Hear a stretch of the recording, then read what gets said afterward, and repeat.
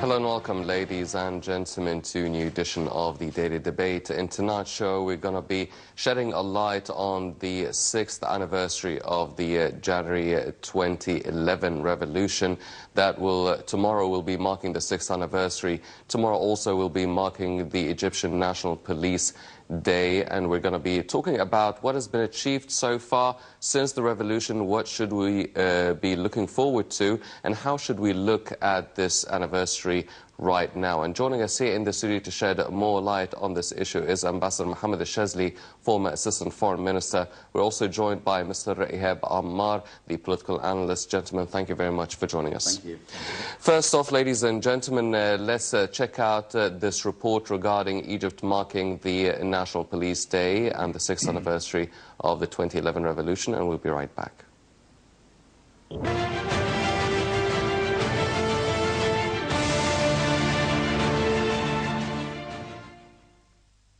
On the eve of the 6th anniversary of the 25th of January revolution, as well as the 65th anniversary of Police Day, President Abdel Fattah al-Sisi attended on Tuesday a celebration marking Police Day. The celebration was attended by Prime Minister Sharif Ismail, Minister of Interior Magdi Abdel Ghaffar, Minister of Defense Sidi Subhi, and a number of ministers and high-ranking officials. During the celebration, the president honored police martyrs who sacrificed their lives for the sake of the country. He hailed the role played by police in defending the nation's installations and land, as well as confronting terrorist attacks and organizations. On Monday, the Minister of Interior held a meeting with his aides in which he gave his directives to intensify their efforts to defend the nation amid many challenges facing it, and thanked them for their relentless efforts to combat terrorism and corruption. Egypt will mark on Wednesday the 6th anniversary of the 2011 revolution, which took place across Egypt, where millions of protesters from a range of socio-economic and religious backgrounds flocked to the streets to force then-President Hosni Mubarak to step down. Many political movements, opposition parties and public figures supported the day of the revolution. Protesters demanded focused on legal and political issues, including state of emergency laws, lack of free elections and freedom of speech, corruption, and economic issues including high unemployment, food price inflation and low wages.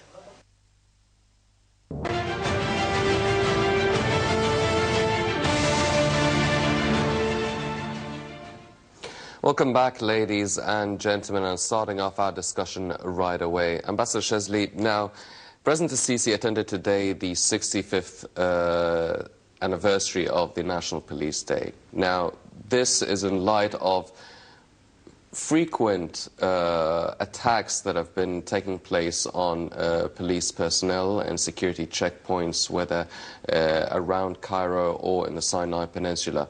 Now, how significant is marking such an important day, such an important event, in light of all the sacrifices that the security forces have been giving for their country?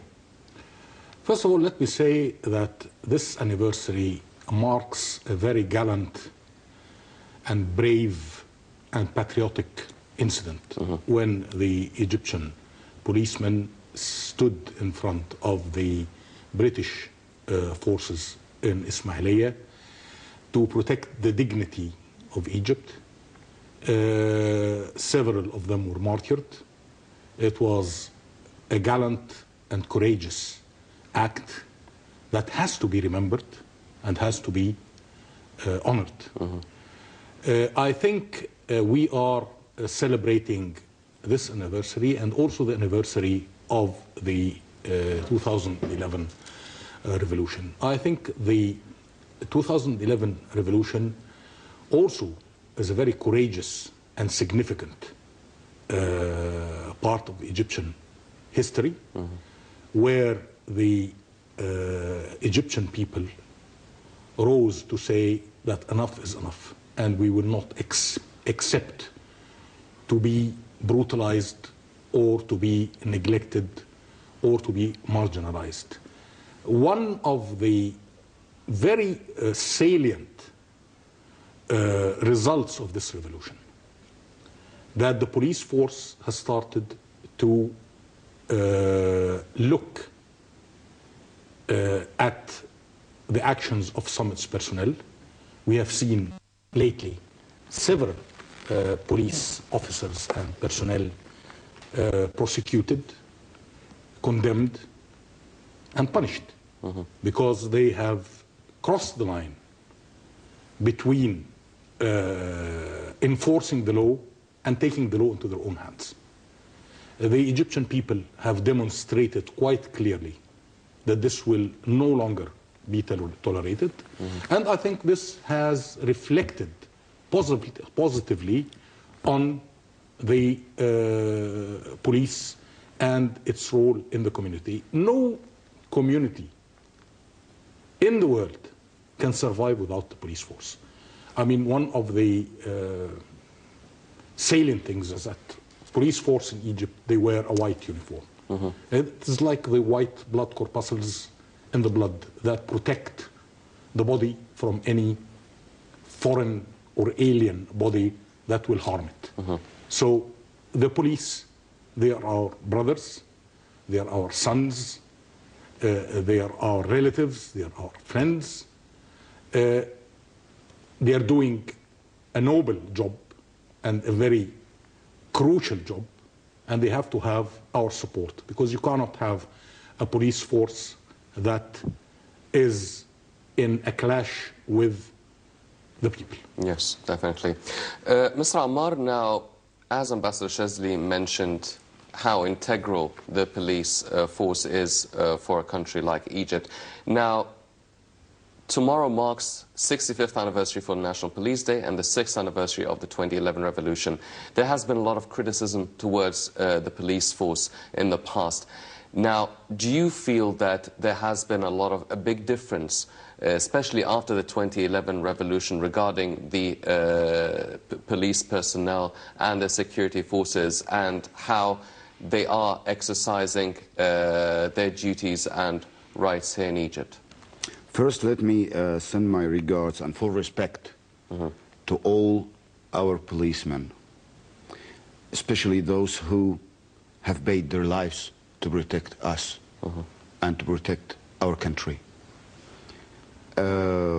Yes, I think we have witnessed some changes in the police attitudes, mentality, and yes, we still need more.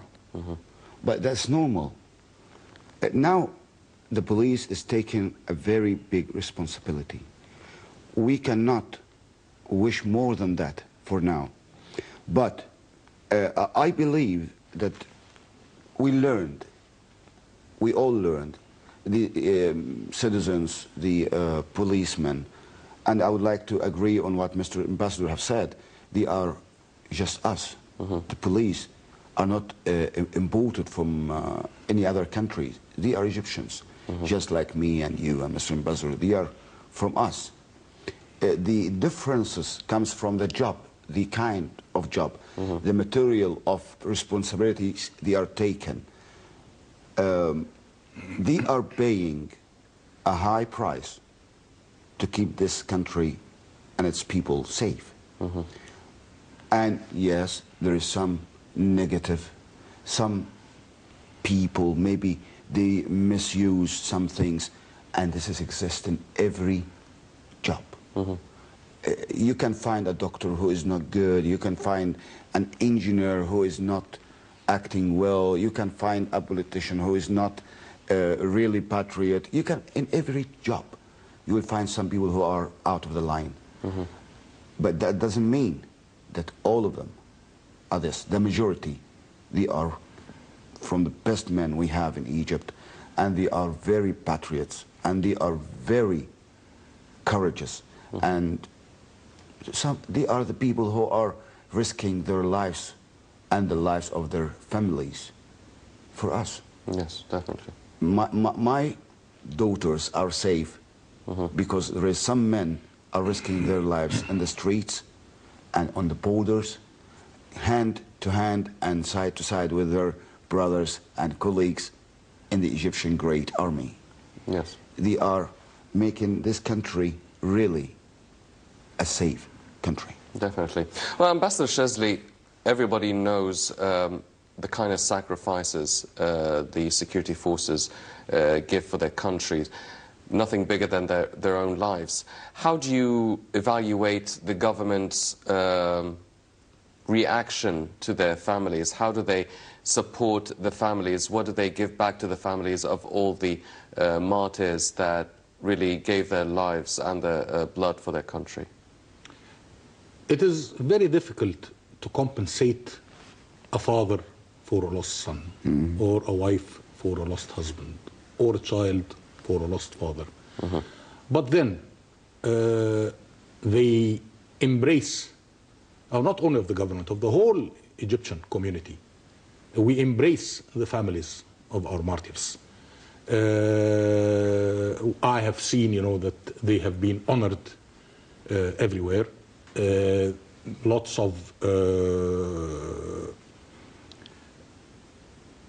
facilities are offered to the families. The young children are taken care of. The elderly parents are taken care of, and this is not only the job of the government. This is the job of the whole community, because these people have given their lives for their country and for us. So their sacrifice has to be valued and has to be esteemed and has to be honored. Yes, definitely. Now, Mr. Ammar, looking at all these attacks that have been taking place quite recently, now everyone could be a victim. Anyone can be a victim. The security forces have been mainly targeted as a result of these attacks. Now, how can we actually work on stopping these attacks? It all goes under the big slogan of the fight or the war on terrorism. But do you feel that enough is being done to actually combat such an ugly phenomenon, or do you think that a lot has been already done, but it just needs a little bit more time? Mr. Hani, I think we have a long experience together, and you know me, and I'm very extreme against terrorism, and I never have enough of fighting them. So what we are doing is never enough. We are fighting terrorism according to the law, and they kill our men, our citizens, out of the law. So we are hand-tied. I believe that we need more power, and we need to be more strict. And it is not enough to fight them here on ground, but to stop their sponsors from the outside too. The policemen and the army, of course, are taking the biggest responsibility of fighting terrorism, and Egypt is fighting more than a war, actually. We know that we are fighting against terrorism, we are fighting against corruption, and we are fighting against time to build our country. Not any country can do this, and we are glad to have such a leader who knows the value of time. And he is really convinced that we have to build this country. What is going on now? They are targeting the security men and the army, who are Egyptians. So they are targeting the Egyptians. And this is the first step to fight terrorism. They have to know that their problem is not with President Sisi at all. It's not with the police at all. It's not with the army at all. Their problem is with the Egyptian people who refuse to have such terrorist organizations on their land. And we will not accept. And we will going to eliminate them from our land, for all. Because Egypt is a land of civilization, of humanity, of development, of friendship, of love. We learned, and we have learned the whole world, what love is, what cooperation is, what science is. And we are not going to teach the world what terrorism is. And we will not allow this to happen on our land. Yes. So, yes, we respect all the sacrificing that our men are given to keep Egypt, this land, as it is, pure, without no terrorism on it. And this will happen. This, inshallah, we will not stop until it happens. Yes.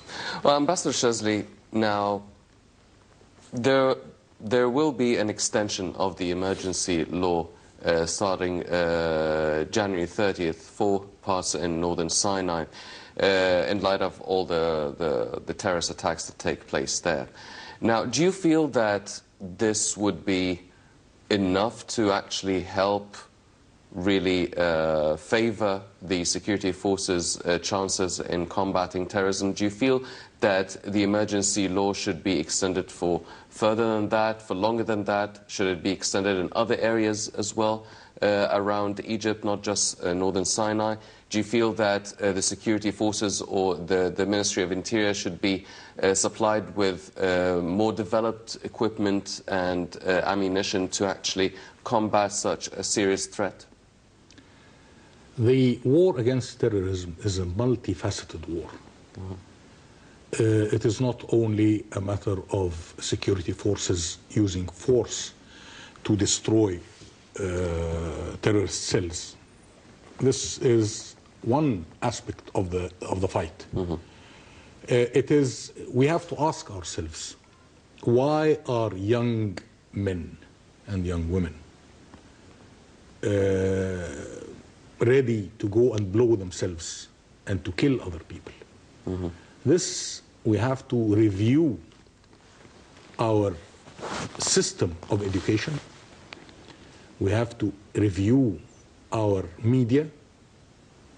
We have to review our religious messages. We have to review the way we are bringing up the young generation. A young man or a young woman in their late teens or early 20s, the whole world is in front of them.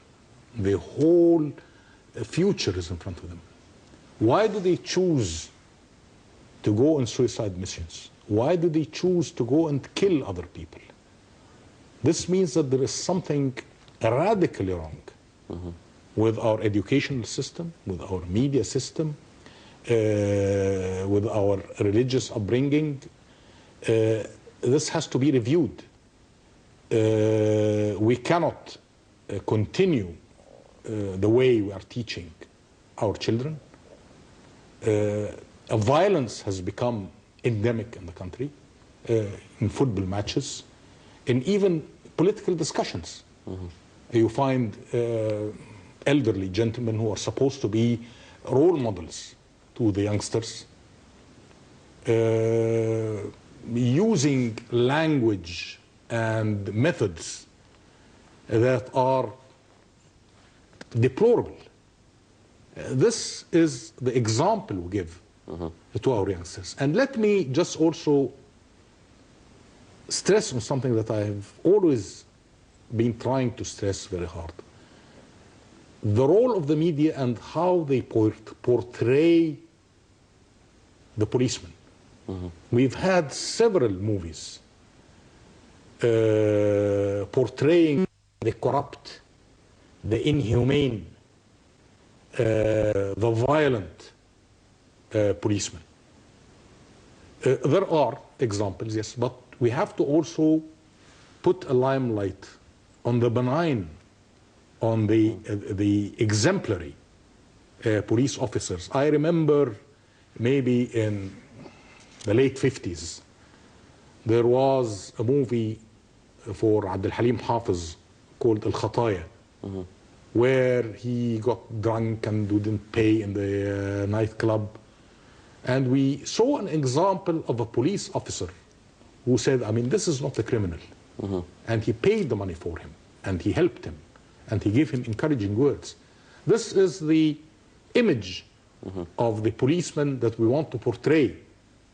If there are negative images, okay, let us show them. But let us not put a big limelight on them as if this is what the police is. No, there are very positive examples and exemplary examples of policemen that we have to portray in order not to make a schism between the people and the police. Yes. Go ahead, please. If I might add something, Mr. Ambassador has said a very important thing. You are not only giving an example for people, you are giving an example for the young policemen, Indeed. Yes. the young officers. Look at this police officer and how good he is, and how much people love him and respect him because he is polite, he is nice, he is cooperative. We have to give the example even to the police officers. We have to build them psychologically. They have to learn that we people, citizens, that their people would love them more if they are acting nice, if they are acting polite, if they are helping the people, which exist, which a lot of them they do. Well, do you think if this is very much a psychological process, and as Mr. Ambassador said, that it's really also embedded within the education and the culture, so this is something very much a long process sort of thing. Do you feel that, okay, if this is something that will take a long time to achieve, is there any short-term solutions that we can actually strictly or immediately apply and immediately bear its fruit? Yes. First, about youth, the young people. I talked about this many times. Please, separate sport, then youth.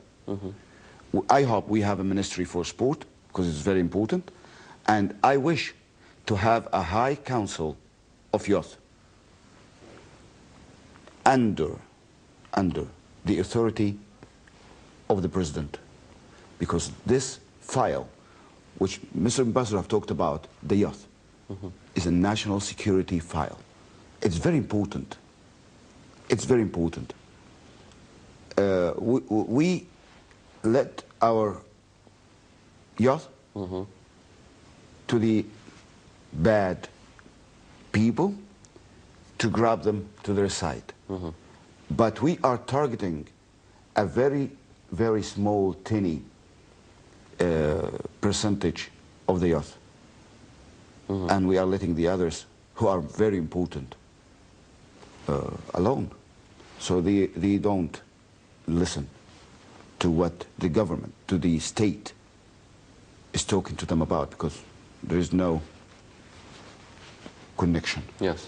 So I believe we have to separate the sport ministry, and we bring a high council of youth under the authority of the president, because it's very important. Now, how to get the policemen and people together? First, we have to really renew our laws, because policemen are, according to the law, they act. Please, we need a new laws that matching the century we are living in, because we have some laws as made about 1927 and 26 and still valid. Life changed, and the policemen are tied with these laws, and he have steps to go according it. Plus, why don't we make people and policemen comes together in celebrations, in social activities? We have to do things together. We have to share this life together. I don't have to fear from a policeman. Why should I? Yes. I should respect what he is doing, his job.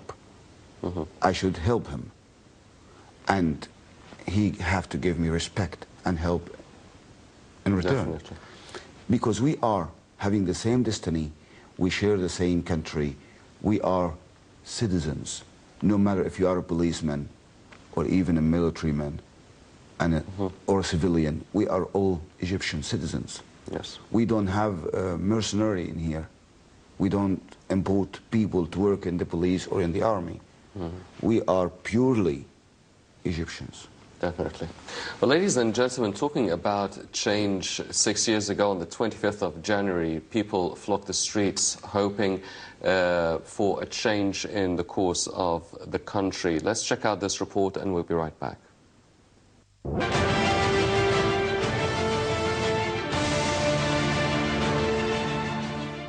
6 years have passed since the 25th of January revolution erupted, with millions of people flocking to the streets all over the country, demanding a social and economic justice, the end of state of emergency laws and freedom of speech. Now, Egypt has elected a good regime that exerts all efforts to make the country bouncing back and achieve its political and economic stability after years of suffering and depression. President Abdel Fattah al-Sisi discussed fighting terrorism and extremism with U.S. President Donald Trump in a telephone call, and Trump applauded Egypt's efforts on those fronts.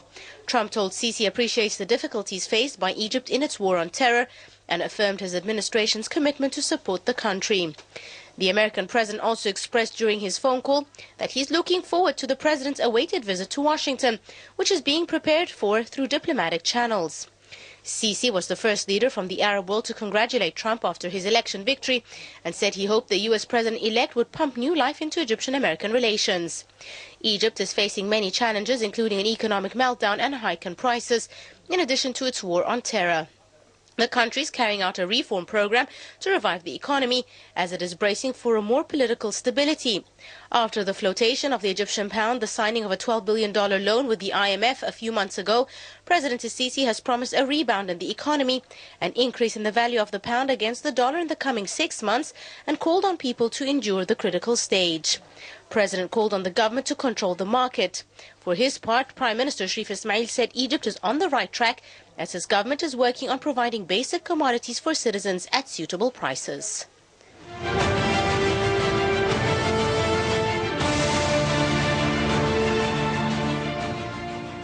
Welcome back, ladies and gentlemen. Continuing our discussion, Ambassador Shazly, 6 years have gone now.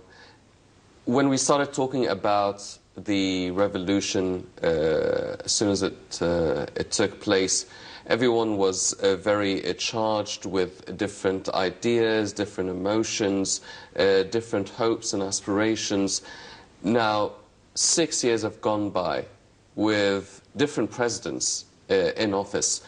How do you see this as a step in Egyptian history, in the Egyptian political life and the economic life as well?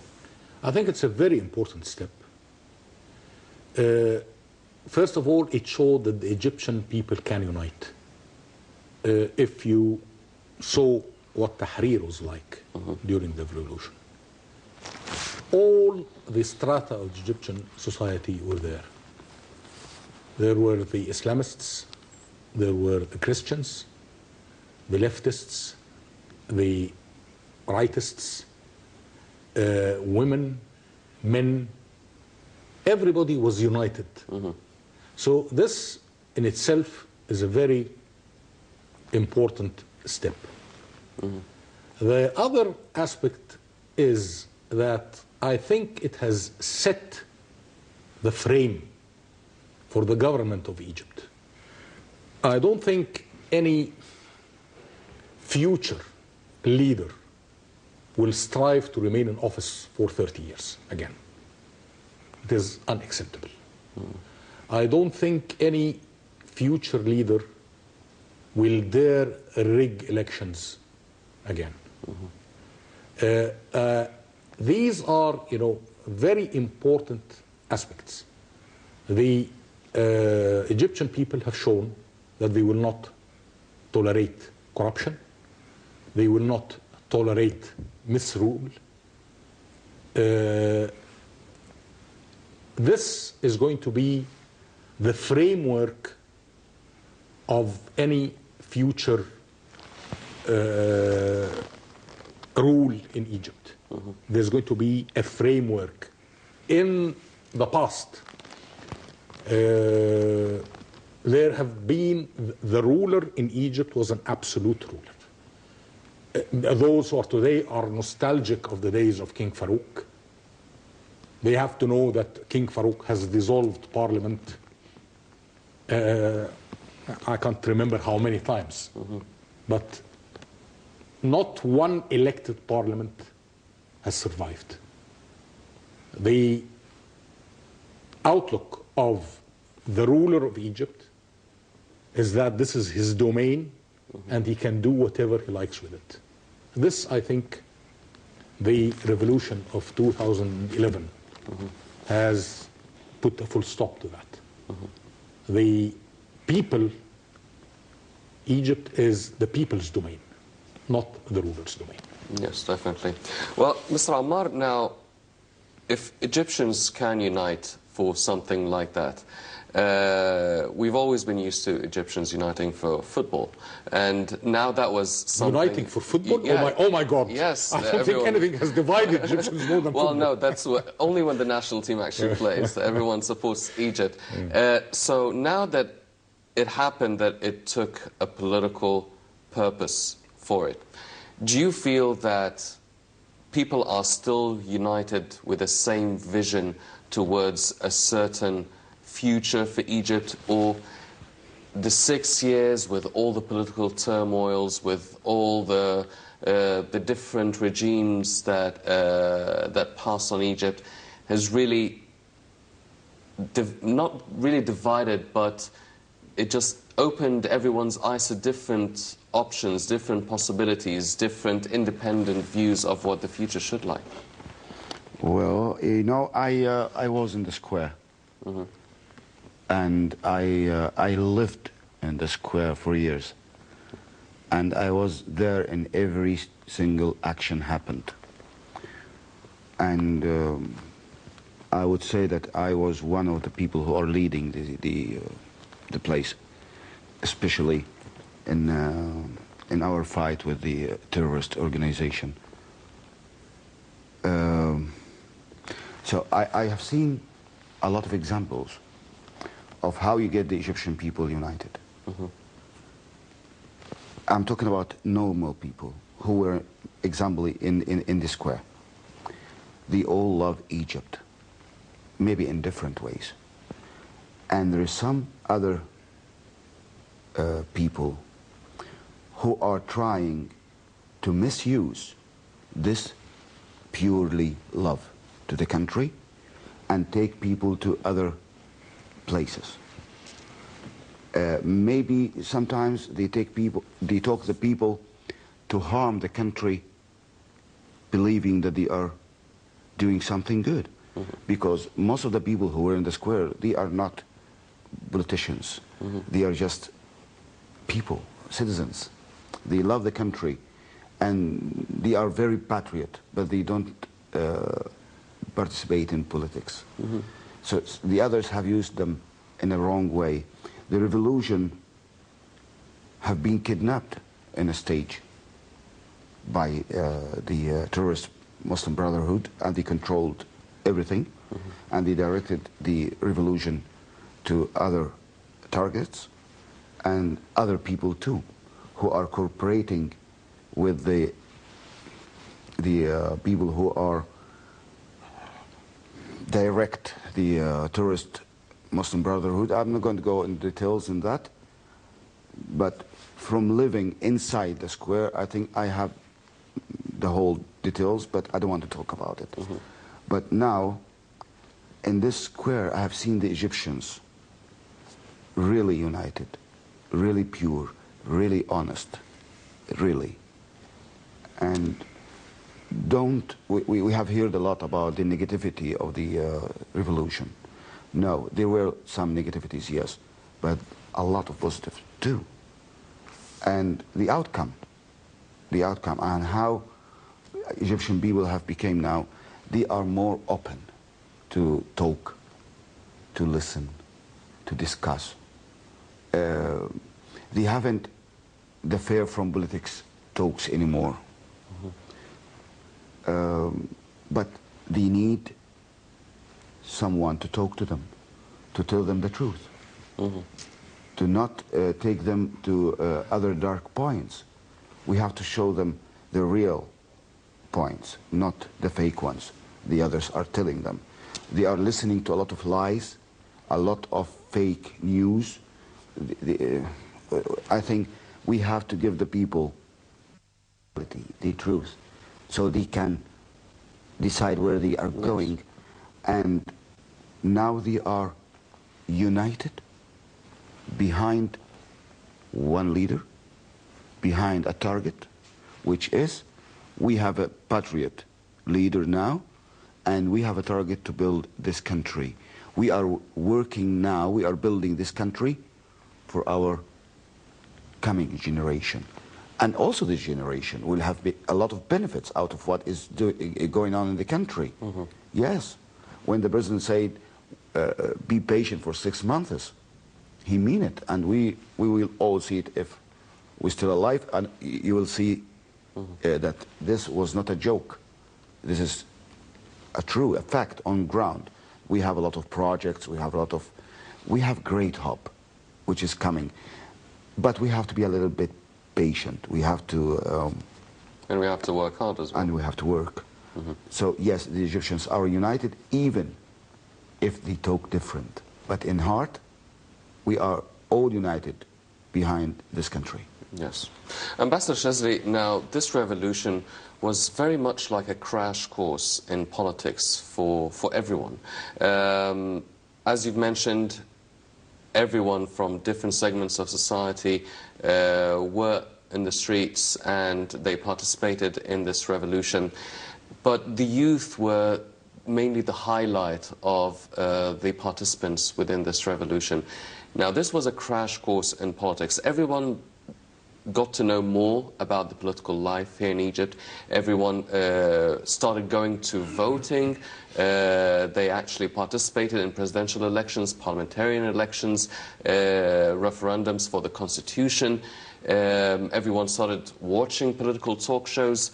Everyone became very much interested in the political life and the political aspect of life here in Egypt. Now, did we maximize on this hunger, on this appetite for and this passion for politics and participating and taking a step forward and taking the country forward since the revolution? I think this is a very important argument, in the sense that the people in Tahrir Square were all patriotic, pure, innocent, naive, and that is why they were used. The tragedy that we are seeing is that because we have depoliticized Egypt, if you look at the laws in Egypt, you are not allowed to practice politics in schools, in universities, in sports clubs, in places of work, in places of worship. So where else will you practice politics? I mean, politics is not a political party where they rent an apartment and they sit discussing their agenda in complete segregation with the people. Politics is to interact with the people in every aspect. Work conditions, study conditions. We have banned politics from universities because it will cause friction between the students. This is why we should have politics in universities, so that we teach the young generation how to differ without clashing, how to convince one another. Last year, the Cambridge University celebrated 200 years of the Cambridge Debate Society, where they teach students how to debate with one another under strict rules. Do not attack the personality of your opponent. Just tackle his ideas with counter ideas. Even body language is controlled. And this has been propagated in all major universities in the West. In the United States, there are Democrats, universities have their institutions. Republicans have their institutions in universities and college. This is how you prepare the coming generation of how to practice politics. We have banned politics. Politics has become in Egypt like drugs, where it is prohibited everywhere.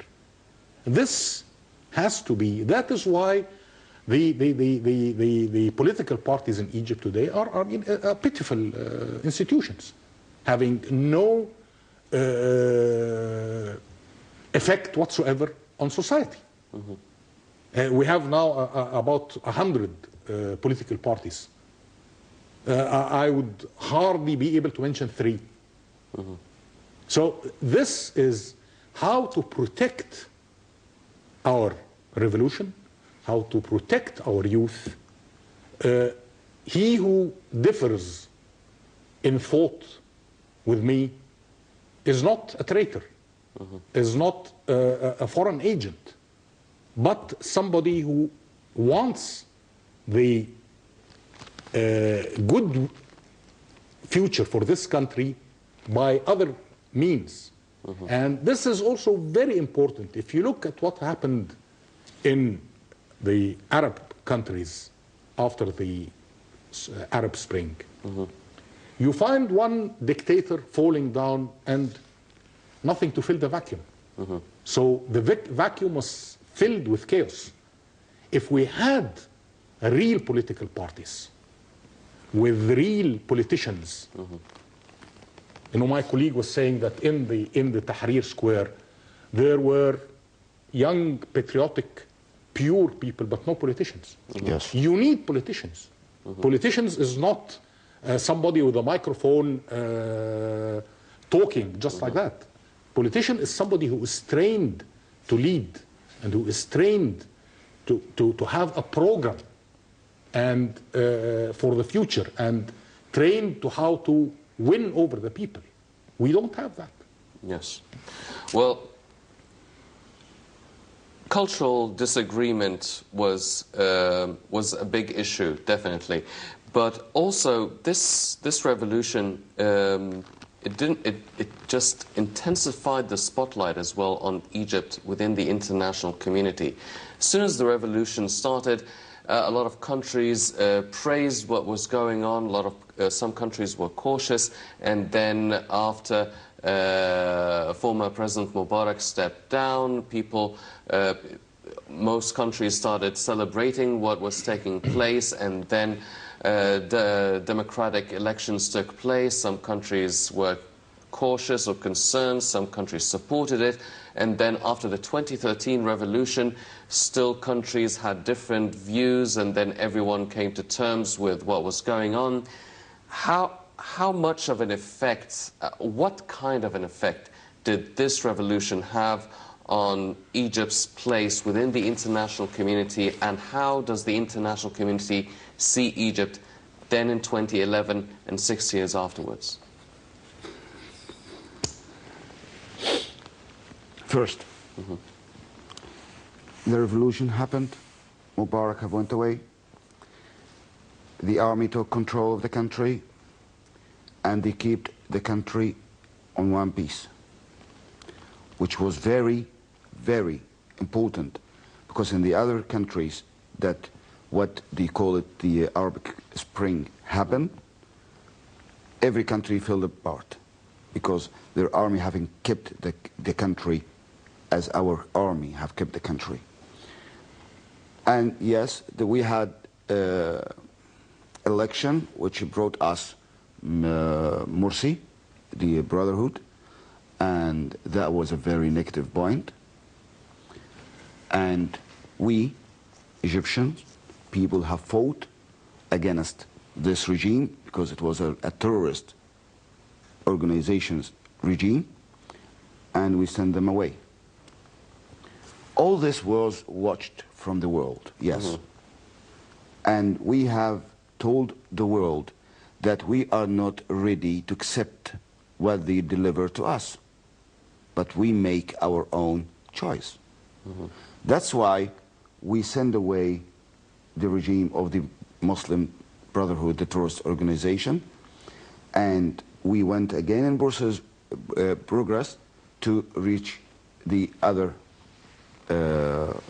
presidential elections. And we have our president, Sisi. We made this choice.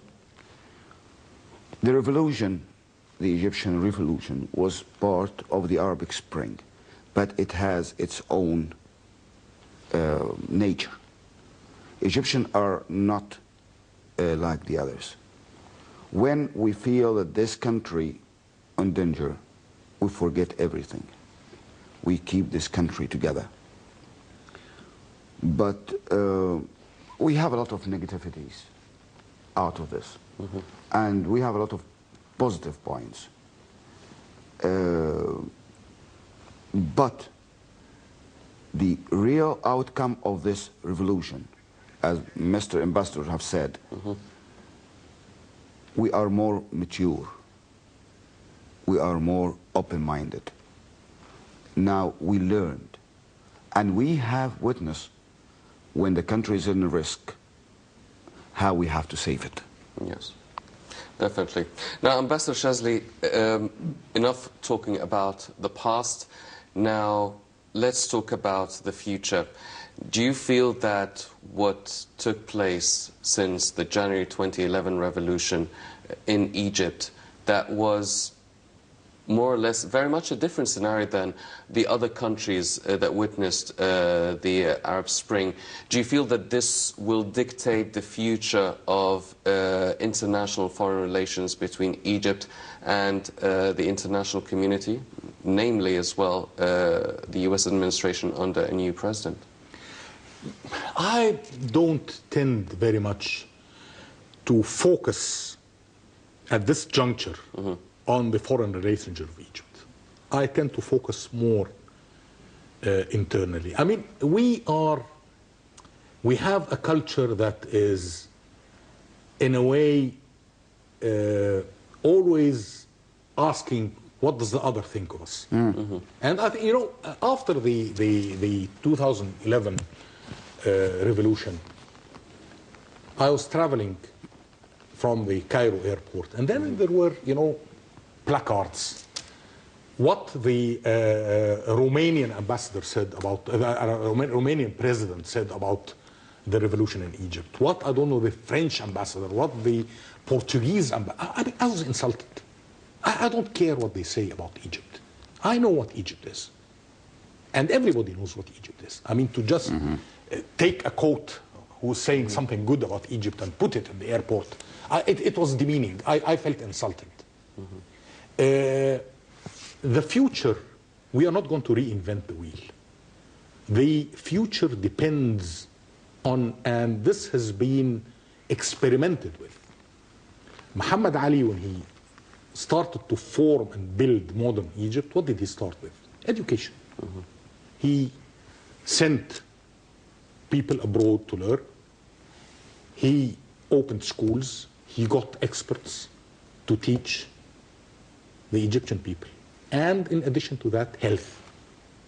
He got cloth bake and made the Al-Qasr Al-Aini hospital and started teaching Egyptian doctors.